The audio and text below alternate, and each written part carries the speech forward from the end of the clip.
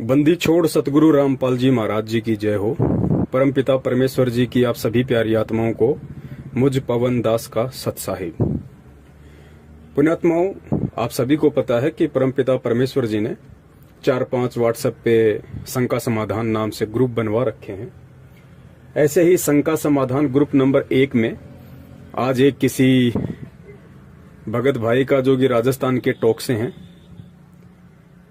एक ऐसा मैसेज, एक ऐसी फोटो उनकी तरफ से डाली गई थी उनके मोबाइल से, जो अश्लील थी, पोर्न थी, या यूं कह लीजिए कि एक भाई और बहन की बिल्कुल नंगी तस्वीर थी, जो यूट्यूब पे जगत वाले लोग डालते रहते हैं। बहुत सारी पोर्न फिल्में, ब्लू फिल्में पड़ी हुई हैं। तो ऐसी ही एक पोर्न पिक्चर राजस्थान के देवली से एक भगत भाई ने उसमें डाली, और डालने के बाद में काफी भगत भाई बहनों के रिएक्शन भी आए। किन्हीं का रिएक्शन उतावलापन था, किन्हीं का थोड़ा ज्ञान आधारित था, किसी का कैसा था। जैसे परमात्मा ने जिनको जैसी सद्बुद्धि दी है, उस आधार से सबने अपने अपने विचार व्यक्त किए कमेंट्स के माध्यम से। तो दास उसको देख नहीं पाया था, अभी परमात्मा ने दया की है। तो परमात्मा ने दास के अंदर प्रेरणा की कि एक छोटा सा संदेश भगत समाज को जाना चाहिए। बात ये नहीं है कि किसी भगत भाई ने पोर्न पिक्चर क्यों डाली या लोगों ने कमेंट्स क्यों किए, नहीं। मैं इन दोनों बातों से हटके परमात्मा ने जो प्रेरणा की है उस आधार से छोटा सा संदेश देना चाहूंगा। देखो पुण्यात्माओं, आप और हम कोई सामान्य आत्मा नहीं है, और वो व्यक्ति कोई सामान्य आत्मा नहीं है जो गुरुदेव की शरण में है या गुरुदेव की शरण में आने वाला है, क्योंकि विशेष आत्मा ही परमपिता परमेश्वर कबीर साहिब जी को अपना गुरु बनाती हैं। और इस सत भक्ति को अपनाने के बाद में पूज्य गुरुदेव जी ने बताया कि जो गुरु होता है वो लोहार का भी काम करता है, वो कुम्हार का भी काम करता है। जिस प्रकार कुम्हार मटके को अंदर से हाथ रख के बाहर उसको चोट मारता है हल्की हल्की, और लोहार भी लोहे की कोई चीज बनाने के लिए, उसको मूल्यवान बनाने के लिए, कीमत बनाने के लिए, और 5 रुपए की लोहे की कोई कैंची या कोई चाकू, कोई ऐसी चीज बना देता है कि मार्केट में, बाजार में उसकी कीमत लोहे से कई गुना ज्यादा हो जाती है। लेकिन उसके लिए लोहार कितना उसको जलाता है, उसको तपाता है, फिर चोट मारता है, कितना बारीकी से जो चीज बनाना चाहता है उसको तराशता है। कुम्हार भी इसी तरीके से एक मटका बनाने के लिए ना जाने कितने प्रयत्न करता है, तब कहीं जाके वो 5 रुपए की मिट्टी 60, 70, 80 रुपए का एक मटका बन पाती है।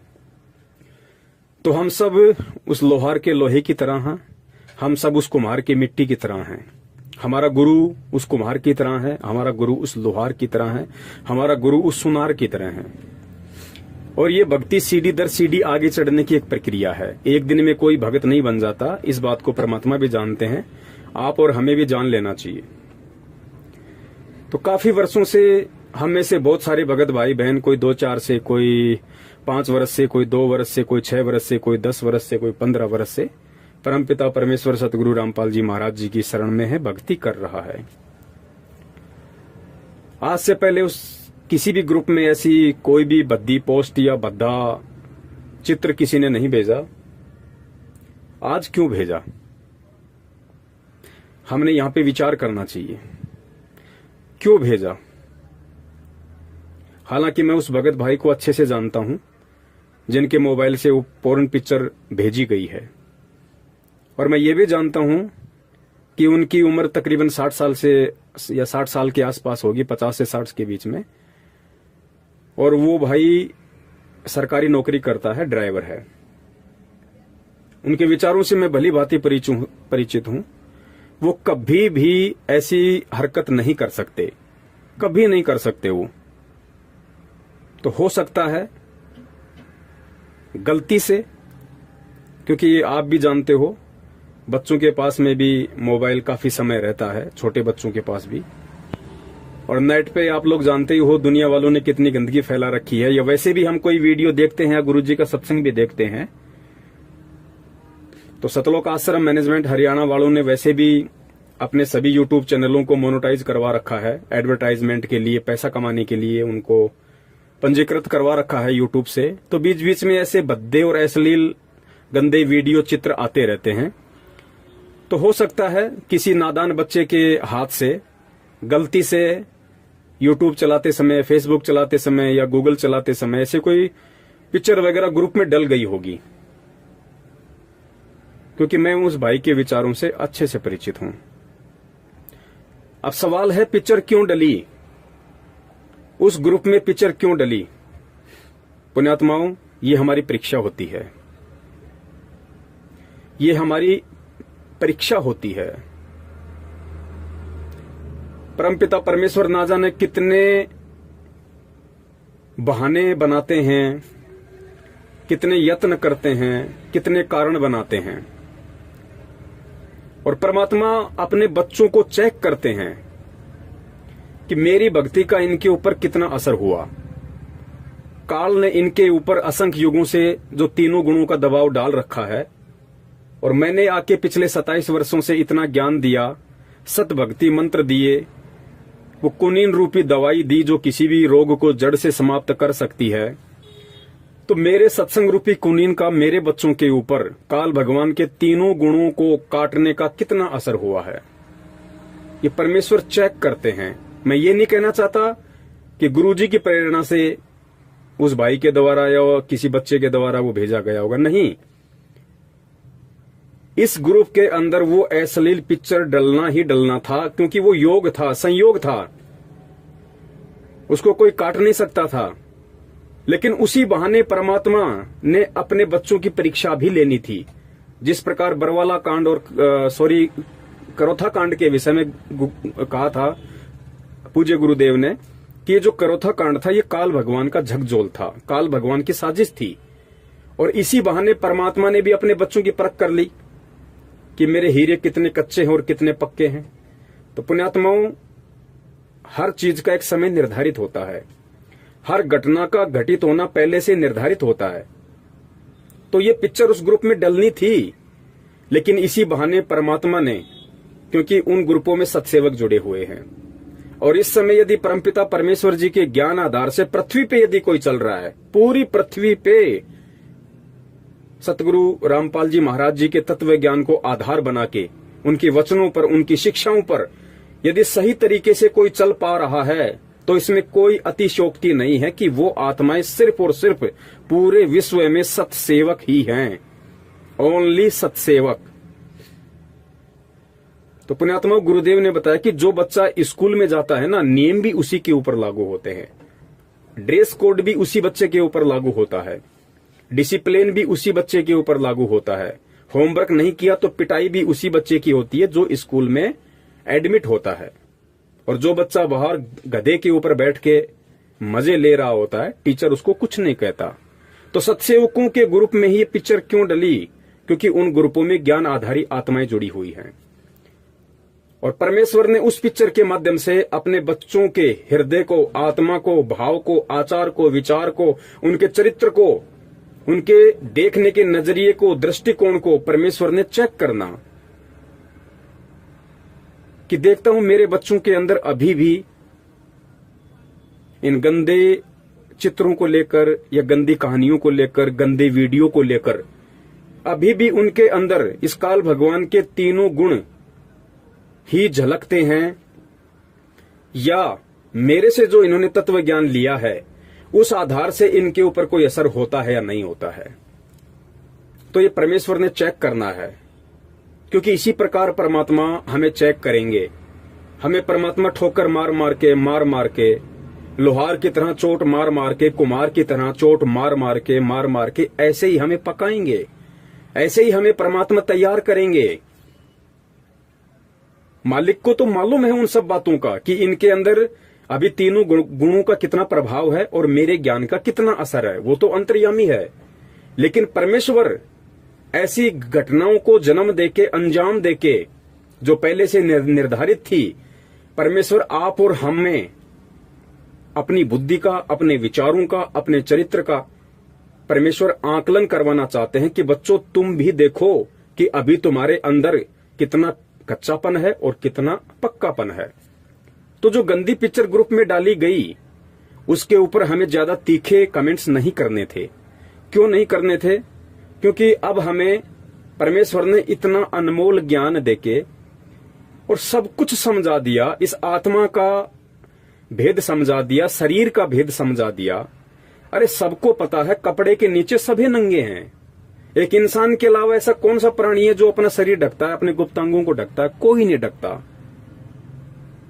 तो क्या हम जब मार्केट में जाते हैं, कोई किसी कुतिये को या कुतिया को देखते हैं, गधे को देखते हैं, बकरी को देखते हैं, या हमने घर में जो कुत्ता और कुतिया पाल रखी है हम उनको देखते हैं, या दीवार से लगी हुई छिपकली को देखते हैं, उसने कौन से कपड़े पहन रखे हैं?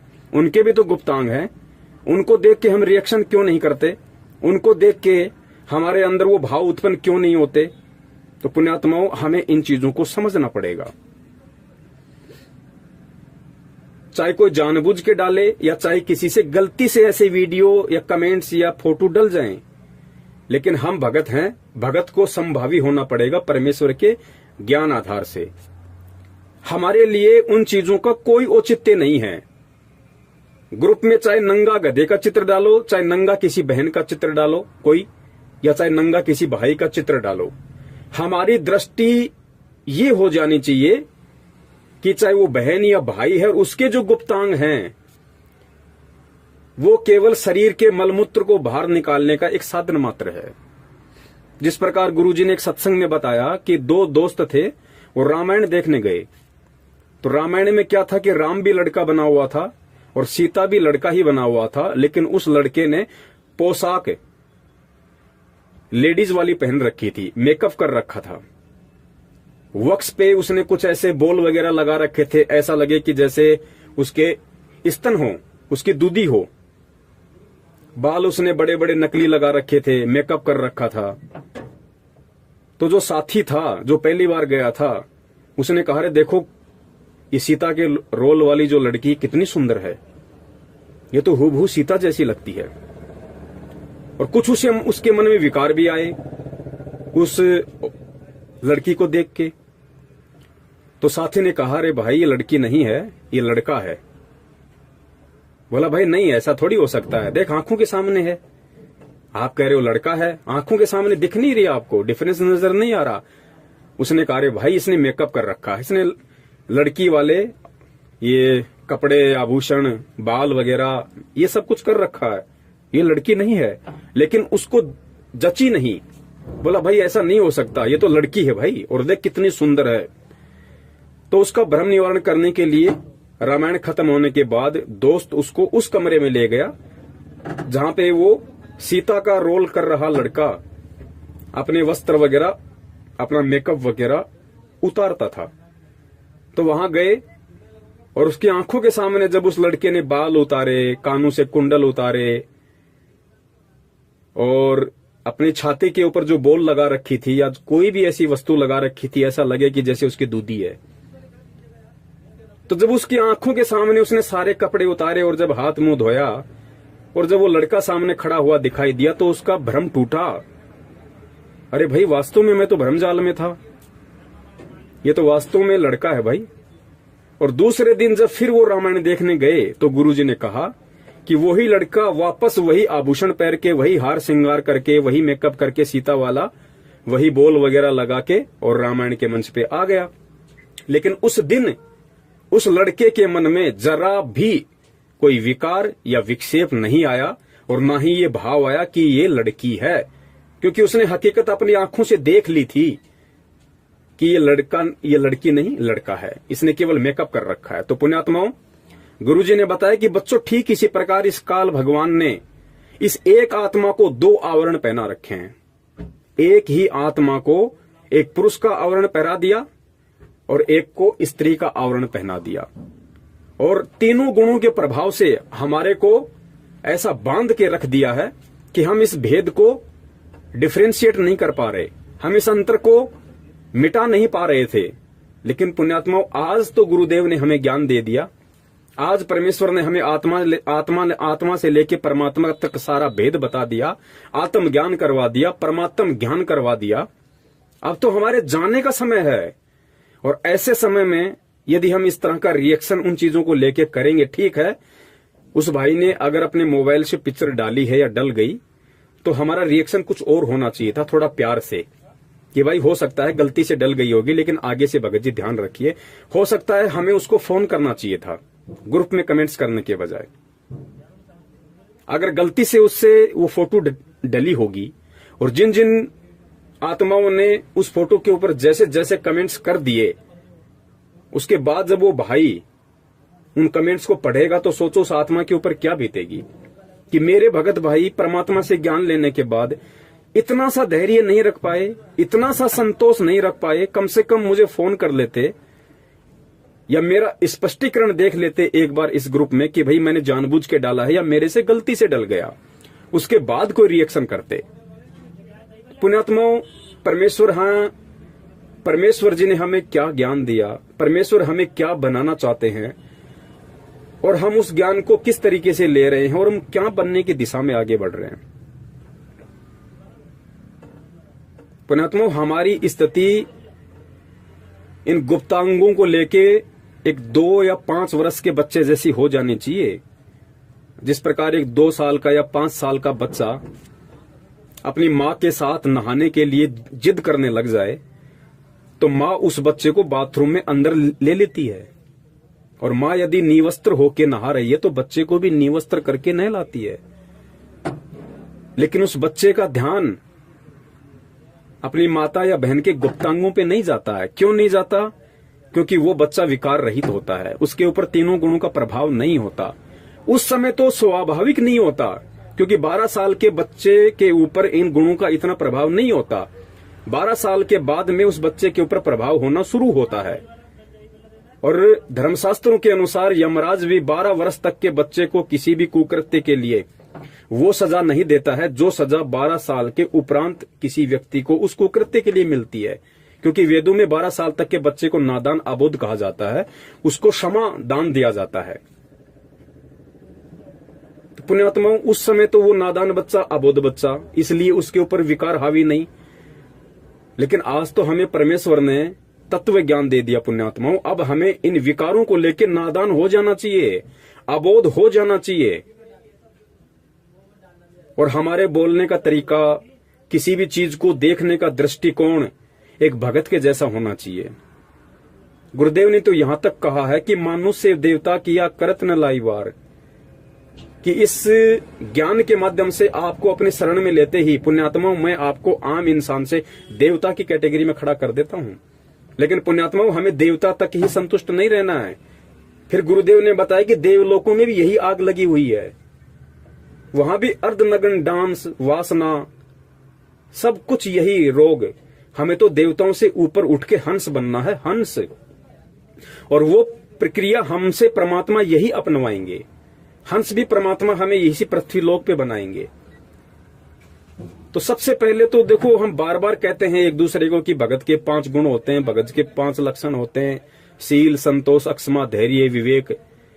लेकिन अपनी अंतरात्मा से कभी विचार किया करो पुण्यात्माओं, क्या हम उन 5 का थोड़ा बहुत भी यूज करते हैं? क्या हमने उन 5 गुणों को अपने अंदर धारण करना शुरू किया है? खाली गुरुजी के सत्संग सुनते रहने से रात दिन, या गुरुजी को परमात्मा कहते रहने से, या गुरुजी का जन्मदिन ना मनाने से, गुरुजी का बोध दिवस ना मनाने से ही हम केवल एक सच्चे और अच्छे भगत की श्रेणी में नहीं आएंगे। हम एक सच्चे और अच्छे भगत की श्रेणी में उस समय आएंगे जब हमारा प्रैक्टिकल और थ्योरी दोनों बराबर होंगे, मैच करेंगे। तब हम एक सच्चे और अच्छे भगत की श्रेणी में आएंगे, एक सत्सेवक की श्रेणी में आएंगे। वरना यहां तो लोग आंधी की तरह आते और तूफान की तरह भग जाते हैं। दास को तो 6 साल का अनुभव है। दास को तो परमात्मा ने एक रस रखा इस भक्ति मार्ग में। जिस दिन दास को सच्चाई समझ में आई, उसी दिन से दास ने भगत समाज को जागरूक करना शुरू किया, और आज तक परमात्मा ने दास की स्पीड कुछ बढ़ाई है, घटाई नहीं है। लेकिन इन 6 वर्षों में हमारे साथ में हजारों लोग आंधी की तरह आए, सत्सेवक बने, अपने आप को बहुत अच्छा साबित करने की कोशिश की, और महीना, 2 महीना, साल, 6 महीने बाद में तूफान की तरह वापस भग गए। लेकिन हमें उनसे कोई फर्क नहीं पड़ा, और ना पड़ता और ना पड़ना चाहिए, क्योंकि इस भक्ति मार्ग पे वही टिकेगा जिसको गुरुदेव ने सूरमा की संज्ञा दी है, सूरवीर की संज्ञा दी है। तो मेरा आप सभी भाई बहनों से निवेदन है, हम परमेश्वर को दुखी ना करें, क्योंकि इन्हीं बातों से परमात्मा दुखी होते हैं। हमारे अंदर देखो, मैं भी मार्केट में गाड़ी लगाता हूं, मेरे पास भी ऐसे ऐसे बहुत सारे लोग आते हैं। कोई शराब पी के आता है, कोई गाड़ी में बैठा बैठा ऑर्डर करता है, कोई एक ही बार में 3-3 बार बोलता है भाई ये लेके आ, प्याज लेके आ, थोड़ा दही और डाल, थोड़ी ग्रेवी डाल। आता है मेरे अंदर भी वो भाव कि देखिए कितना बड़ा अपने आप को, 2 कौड़े की औकात नहीं है और अज्ञानता में अपने आप को कितना बड़ा समझ रहा है, गाड़ी से नीचे नहीं उतर सकता। लेकिन पुण्यात्माओं, फिर वो परमेश्वर का जो ज्ञान है वो सामने आके खड़ा हो जाता है। वो दीवार परमात्मा की तत्व ज्ञान वाली सामने खड़ी हो जाती है कि भाई ये अज्ञानी है, नादान है। सत्संग लेने से पहले मेरी भी तो ऐसी हालत थी, हम भी तो ऐसे ही टोरा दिखाया करते थे, दादागिरी दिखाया करते थे, मूर्खता में, अज्ञानता में, नादानी में। और फिर ध्यान आता है जब गुरुजी जब चिड़ी गांव में सत्संग करने गए थे, वापस आते समय जब कुछ असामाजिक तत्वों ने गुरुजी की गाड़ी के आगे गाड़ी लगा दी और सारी सृष्टि के रचनहार जिसके आधे बाल के ऊपर पूरी सृष्टि नहीं है,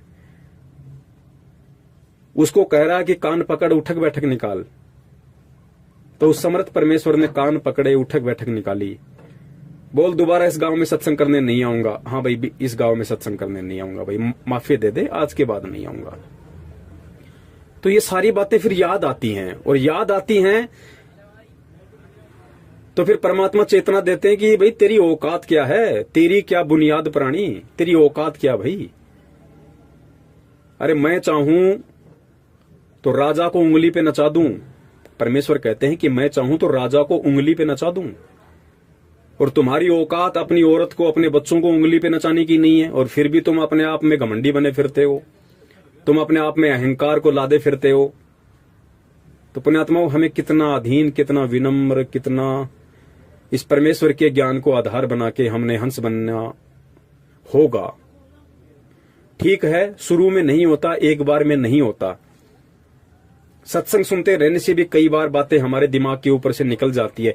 इसीलिए परमात्मा ने ये साध संगति रखवाई है, ये शंका समाधान के प्रोग्राम रखवाए हैं। एक दूसरे भगत भाई बहनों को आपस में जोड़ने के लिए फेसबुक चलाई है, व्हाट्सएप चलाई है, यूट्यूब चलाई है, ताकि हम एक दूसरे से सीखें। कोई अगर कोई बात बोलता है तो हम उसी की बात को ना जानते ना। अभी एक थोड़े दिन पहले एक भाई था, बहुत अच्छे संपर्क है मेरे उससे, 2 साल से संपर्क हैं, सत्सेवक बना हुआ है, जयपुर का रहने वाला है। और जैसे ही मैंने ये कल्कि वाला जो वीडियो उसके पास भेजा, लाइव वाला, और उस पे हेडलाइन लिखी हुई थी कि असली कल्कि अवतार संत रामपाल जी महाराज है, तुरंत उसने कमेंट्स कर दिया कि भगत जी, भगत समाज को क्यों मूर्ख बना रहे हो, आप गुरुजी को काल का अवतार क्यों साबित कर रहे हो।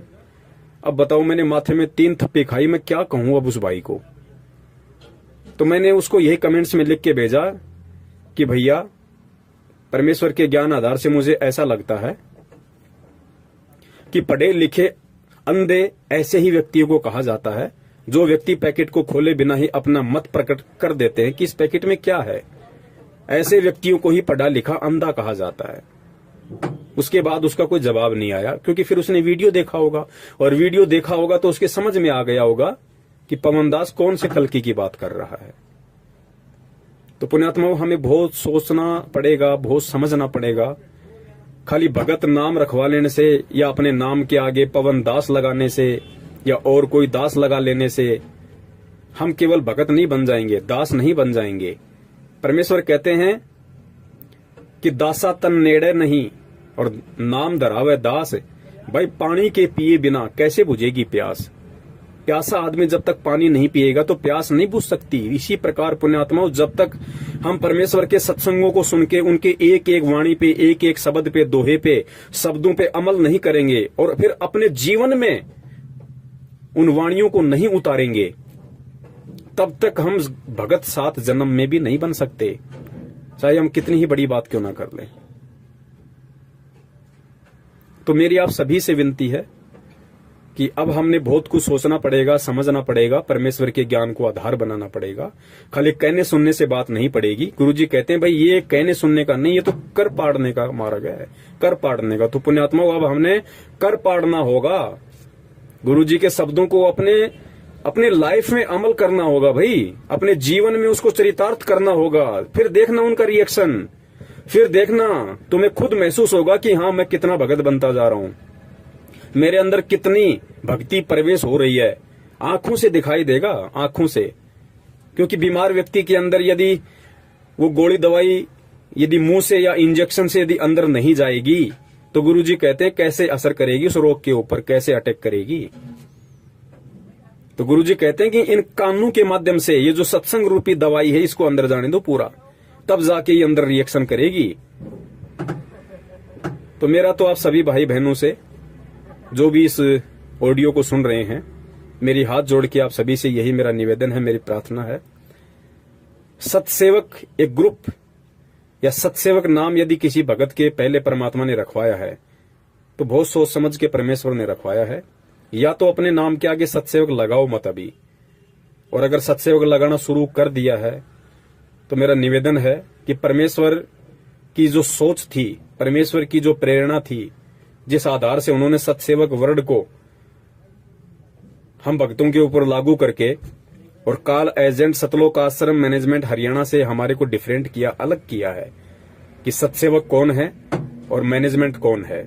तो हमें उस सतसेवक शब्द की लाज रखनी चाहिए, हमें परमात्मा की लाज रखनी चाहिए।